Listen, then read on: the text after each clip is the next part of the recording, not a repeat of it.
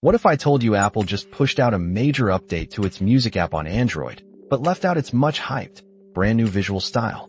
It seems Apple's signature liquid glass design isn't making the leap to Android just yet, and that raises some interesting questions.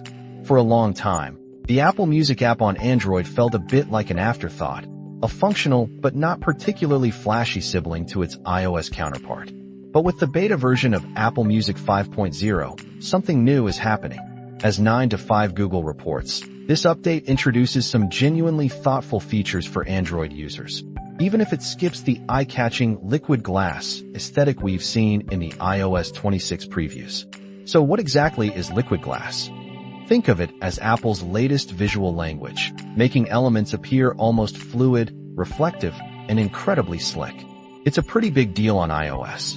But for Android, we're not seeing that full visual overhaul. The Android version does adopt some elements though, like those sleek new pill-shaped buttons for play, shuffle, and repeat.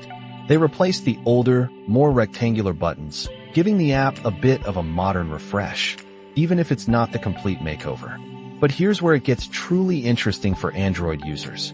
You'll soon be able to pin your favorite music right to the top of your library.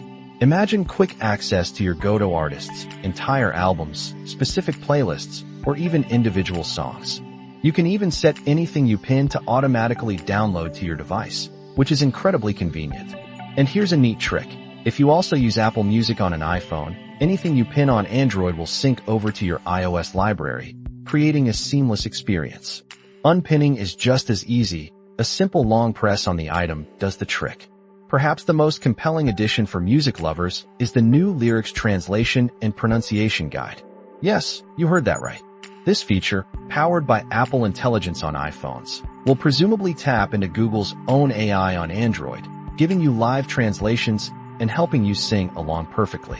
We're also getting monthly and yearly replay stats right within the app, letting you quickly see your listening habits, a feature many have enjoyed from other music services.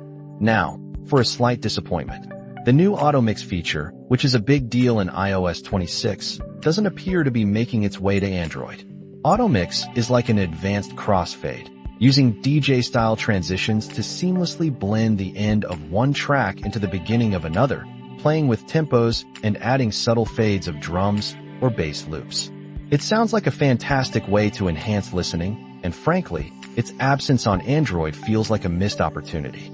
So what does this beta tell us? Apple clearly invests in its Android apps, but perhaps it still prioritizes its own ecosystem for the flashier visual updates. Yet, they're bringing truly useful, intelligent features to Android users. Is this a sign of a deeper commitment, or a carefully curated, slightly pared-down experience? We want to know what you think. Will these new features make you switch, or stay with your current music service?